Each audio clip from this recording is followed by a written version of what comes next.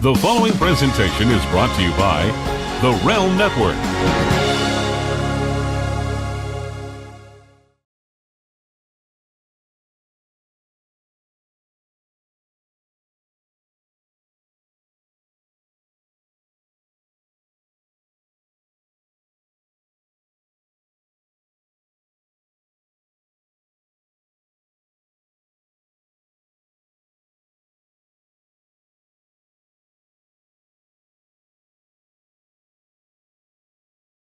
The Attitude Era is widely considered by many as the greatest product the WWE has ever had. Now, relive the entire journey with exclusive commentary, insights, and episodic discussion with head writer Vince Russo.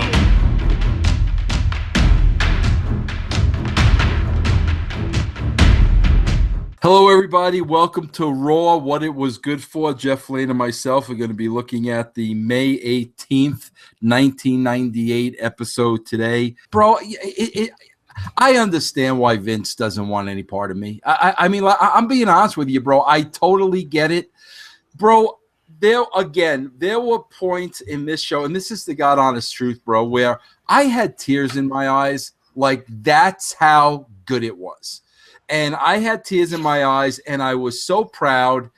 And, you know, again, watching today's product, bro, it's like amateur hour. I mean, bro, literally watching this, watching the Attitude Era compared to today's Raw, it's literally like watching Ring of Honor. I mean, it really is that much of an amateur hour to me. I can understand completely why, you know, you don't want me around it. He doesn't want to know I exist. He wants to take his shots at me because if I ever, you know, was given an opportunity, and I know it's not a matter of talent. There's good talent there.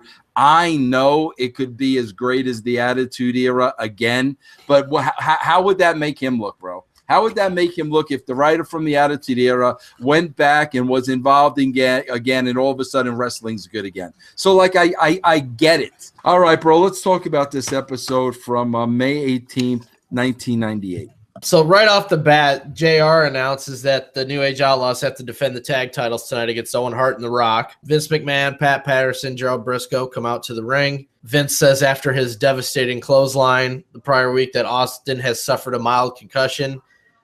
JR, of course, sheds doubts on this, that he hadn't heard anything of the sort. Vince says for Stone Cold's protection that he's barring Austin from the arena tonight. So then he brings up a video from a little while ago of Austin trying to, you know, park his truck, trying to get into the building, and there's a security guy that has stopped him and says he's not allowed in the building. So Austin says, I'm going to go have some Steve Weisers in the truck. I'm going to come back in 5 minutes, and you can decide if we're going to do this the easy way or the hard way. We go back to Vince McMahon, who introduces Dude Love, and he comes out same attire as last week in the suit, clean shaven. Says May 31st is going to be the night the dreams come true. He's going to win the title. So Vince calls out Dustin Reynolds at this time, as he's going by now, for sticking his nose in his business last week. And what he's referring to is after he burned his gold dust attire at the end, he came out to help Austin in that big brawl at the end and attack Dude Love. So Vince tells him that he gave him the gold dust character, and if he and now he wants to throw it away to prove himself. And Vince says, fine, I'll let you prove yourself tonight. Tells Dustin if he can beat Dude Love tonight, then he'll be the new #1 contender, and he'll get the title shot at Austin at Over the Edge. But if he loses, he won't get paid for 30 days, but he'll still have to work anyway. Dustin accepts this and says the sooner the better, and he clocks Dude. But Patterson and Briscoe hit Dustin from behind, so Dude gets up, and they triple team on Dustin. The refs pull Dustin out of there, and JR says, when we come back, we're going to see the debut of Val Venus. Yeah, I got a lot of the points you got, bro. Just a lot of things that just popped to me because, again, bro, with me, it's just the little things, man, that means so much. The freaking Briscoe shoulder rubs on Vince, like continuous throughout while Vince is cutting from. I mean, it's just freaking pathetic. Bro, Vince is going to be the ref of this match, right? Yeah. Greatest line, bro, of all time was when he's talking about Vince's hand hitting the mat 3 times, and he told Vince, your hand strong, but sensitive. I don't even, bro, it's those things like you'll never hear things like this today, where like these guys had a brain, you know what I mean, and they can go out there and they could they could just cut promos and have fun. I also love the fact too, bro, that like, Dustin wouldn't get paid for 30 days. It wasn't something ridiculous. You're going to be fired. You're going to be this, you're going to be that. No, we're not going to pay you for 30 days, which is very, very believable, And I mean, I like the way too, bro, we put Dustin in that spotlight at the top of the show.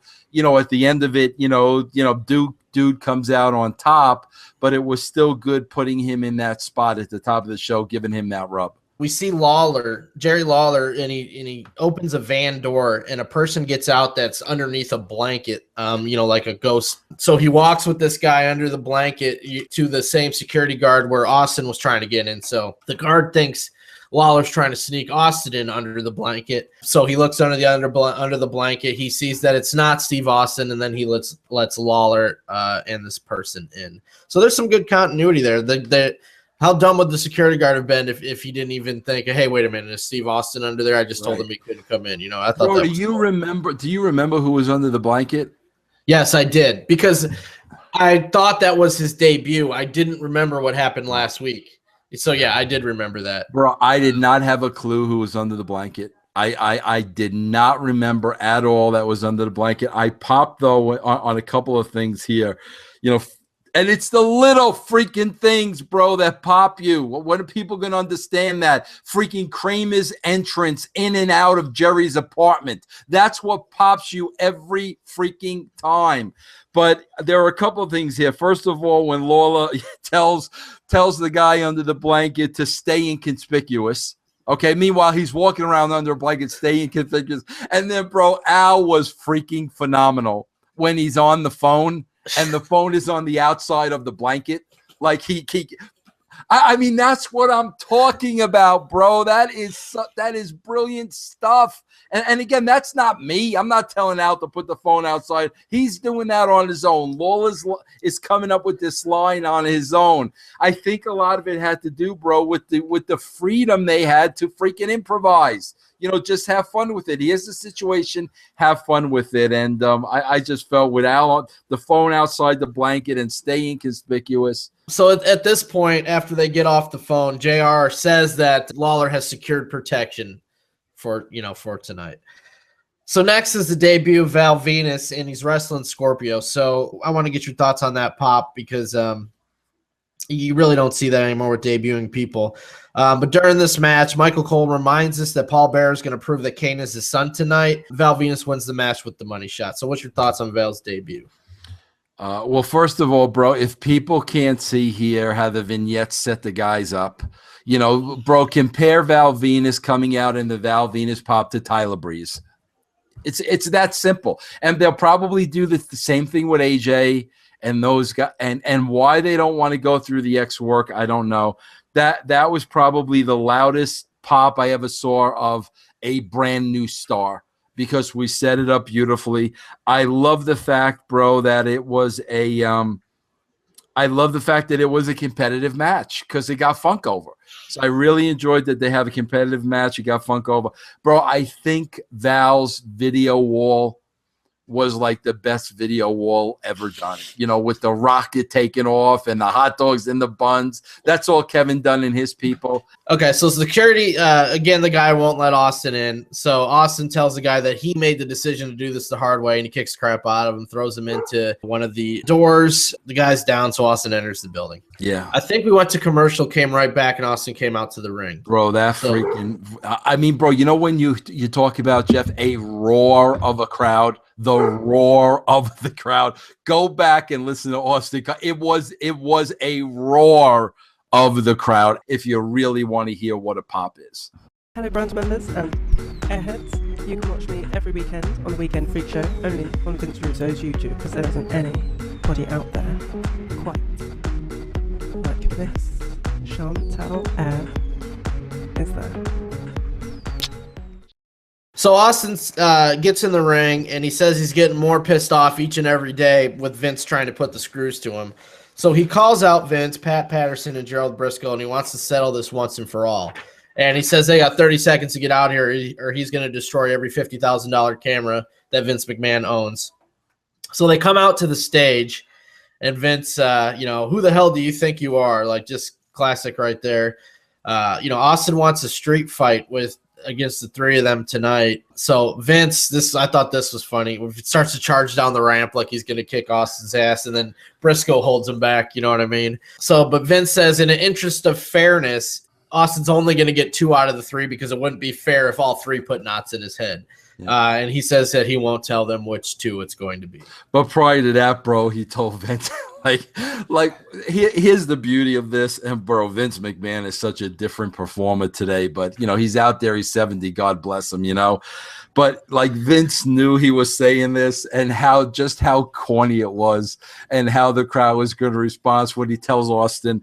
He says, what you're looking at here is the 3 Musketeers.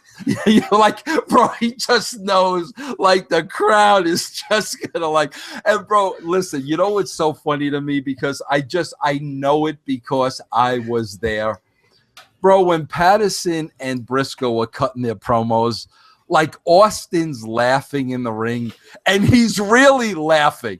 I mean, Pat Patterson telling him what he's going to do to him, and then Briscoe, Austin is really, he doesn't know what they're going to say. So when Pat's getting all fired up and Briscoe, and they go back to Austin and he's laughing, that's an absolute shoot, bro. I mean, there was no uptightness back then. Nobody was afraid to just freaking react.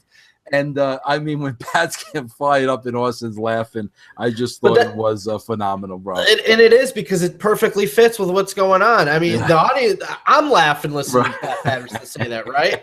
So, of course, how ridiculous it is to what he's saying. It makes sense that Austin's laughing. Are you kidding me? You're really saying this to me right now? It so perfectly funny. fit. It's so funny, bro. So we got a hook now. Okay, Austin's going to fight 2 of them in a street fight. We don't know which 2.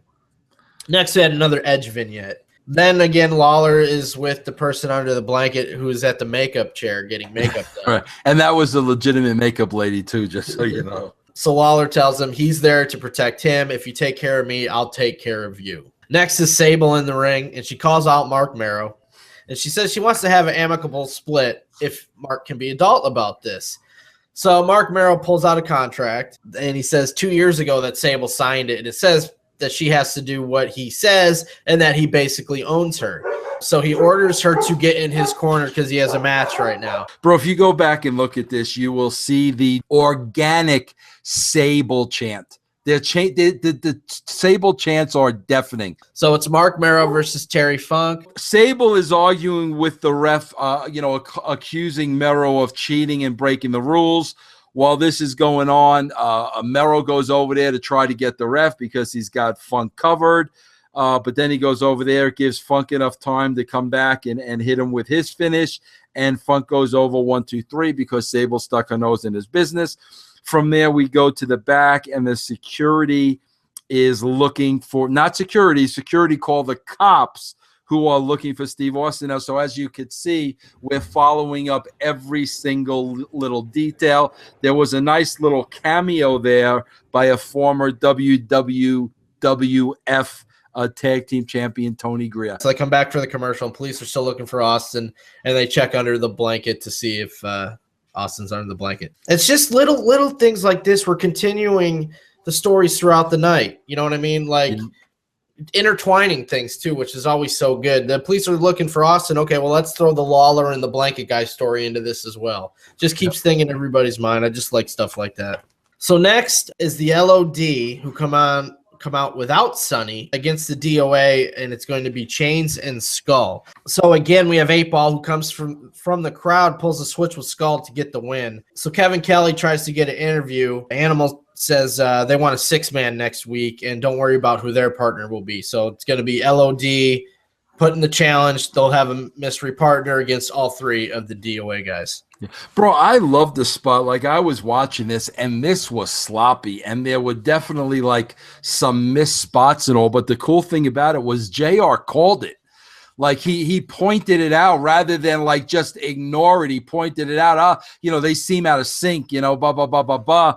And I mean, I thought that was really cool because watching it was like, oh man, they just effed up, and there was no way getting around it, which I thought was really cool on JR's part. Sometimes you'll see him screw up and the announcers don't know what to say, like, because they know it was a screw up. How do I call this? The good announcers just keep calling it like it's supposed to be that way. Yep, exactly. Yep. So we see Lawler. He's bringing his bodyguard out through the curtain to go to the arena, and we go to commercial. When we come back from commercial, we get a quick preview of what's to come with Paul Bearer and Kane at the Nashville Medical Facility, and I just love Kane wearing the windbreaker. I don't know why. That just makes me laugh, dude, because he's been this big monster from hell. You know what I mean? That's all we've seen from him. Now he's just at the hospital chilling with a windbreaker. I always thought that was hilarious. So Lawler comes out with his bodyguard, and what he tells JR is he's sick and tired of coming out and trying to do his job, doing commentary, and getting shoved around. So he unveils his bodyguard, and it's Al Snow. And what he's using as the motivation, last week, Al Snow showed up, and he just wanted to speak with Vince McMahon. We don't know why. That was his whole deal with the story last week. He wants to speak with Vince McMahon. So Lawler says, okay, if you'll be my bodyguard, man, I just got you can call me Al. You can be my bodyguard. Yeah, in my head for this whole thing. yeah. Kind of fitting here, you know what I mean? But he tells him, if you take care of me, I will get you the meeting with Vince McMahon. So there's Al Snow. There's the story continuing from last week. And there's a reason for Al Snow being Lawler's bodyguard. I thought that was really, really well done. So then they try to commentate. And Lawler says that he can tell right away this isn't going to work. So he makes Al go sit in the front row of the crowd. Bro, how funny is it when Lawler and Al is coming over? Freaking JR says, "Great." He goes, "Great. We've got a grown man wearing a crown and a red jacket, and a guy under a blue blanket." Bro, I love the fact little stuff like this just pops me so much when Al's finally revealed. And the first thing he says to Head, "I know it was hot under the blanket." I mean, bro, it's just the little stuff like that like just, bro, we were dealing with pros. I mean, we're dealing with pros here, bro, Dude Love versus Dustin Runnels with the match that was made in the opening in-ring. Briscoe and Patterson are out ringside, and we see Stone Cold is watching on a monitor backstage. I love one of them said, I thought it was a great line, our camera guys can find Austin, but the cops can't. Right. I thought that was funny. So dude wins with the mandible claw because of a distraction by Briscoe. So now Dustin has to wrestle for 30 days, no pay. Bro, what about the tattoo VKM with the heart? It's just a little thing like you were talking about, like. Oh my God. Just so funny because so many things that I'm talking about is all the input from the guys. That's what you don't see anymore, bro. You're not seeing personal input from creative people. This is all Mick did that on his own. He wasn't told to do that. Al yelling at the head. I know it was hot under the blanket. Nobody told them to do that. These guys are talented. So the cops are going in to arrest Austin, and we go to commercial. Every time we go to commercial here, there's a hook. There's a reason to come back. And this is just another, the cops are arresting Austin, who's changing the channel to WCW right now. You know what I mean? Yep.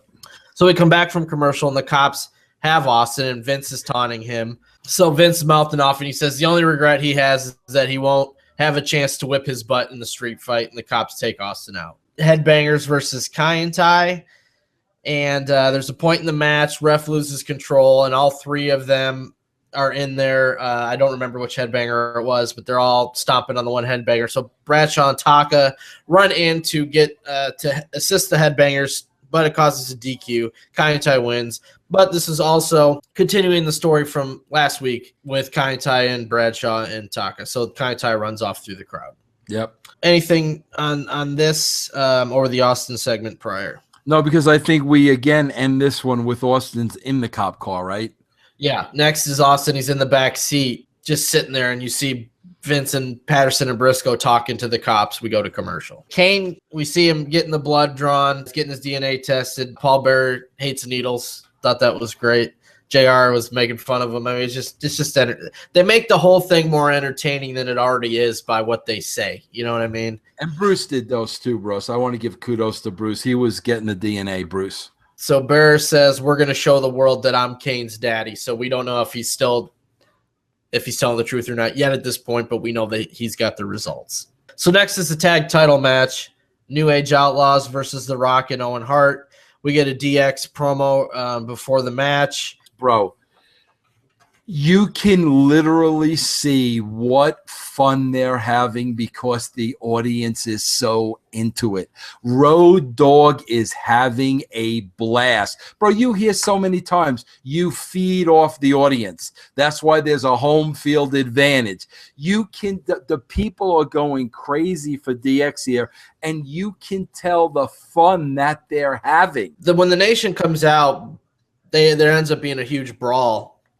So JR says we got to go to commercial. JR says this match will start when we come back. So we come back from the commercial and the match is underway. And they say that the officials escorted everybody to the back except for China. So China's still out there as the manager with the Outlaws, but everybody else got removed from the scene. The ref gets tied up with China on the apron, so he doesn't see Farouk run in. Farouk runs in, gives The Rock a pile driver. We know that Farouk and The Rock are facing each other at Over the Edge for the Intercontinental title at this point. So we got that story going here. Farouk pile drives The Rock. The Road Dogg gets the pin on The Rock, and the Outlaws retain their titles. Yeah, and again, it's just, bro, everybody's storyline is being followed up. Bradshaw and Taka before, Farouk and The Rock here. Every single story is being followed up. Okay, so next, we're told up next is the results of the DNA test, and then we see Austin is still in the cop car, and JR is wondering why he's still there, why they haven't taken him away. Yep. So we come back from the commercial, and the cops say that they'll let him go if he apologizes to the security guard. And I don't know if this was made clear, but I'm assuming the security guard would have to say, I don't want to press charges if he apologizes. That should have been made clearer. It wasn't. Right. That should have definitely been made clearer. Yep. JR's wondering what that means for the street fight, but now, I mean, the audience knows this is still on. Austin's still in the building. So Kevin Kelly's in the ring, and he's got a doctor, and he's ready for the DNA results. So Kevin Kelly, first, the graphic and everything with Kevin Kelly, I think this did a good job of relaying to the audience, this guy's a legit doctor. This isn't somebody that Paul Bearer just hired to give fake results or whatever. You know what I mean? The doctor confirms that Paul Bearer is indeed the father of Kane. So Kane and Paul Bearer come to the ring. Paul Bearer's bragging, I told you Kane was still alive. I told you I was his father. Bro, what about when Kane's music hits? The minute we hear Kane's music, Jerry Lawler says, Al, get over here. Yeah. Bring the head over here. Yeah. Yeah. I mean, that's just being in character the entire time and knowing what your character's going to do when something happens. And just being so on top of your game, bro. Just being so on top of every little thing, Bro, this is like every man for themselves trying to get themselves over. I mean, that's really what it is, bro. You know what I mean? So Paul Bearer says that The Undertaker needs to accept that his mother was nothing but a 2-bit whore. So Taker sprints out. This is great because first of all, bro, before that, I love the line. I love the line of "I'm the fat man that tells the truth."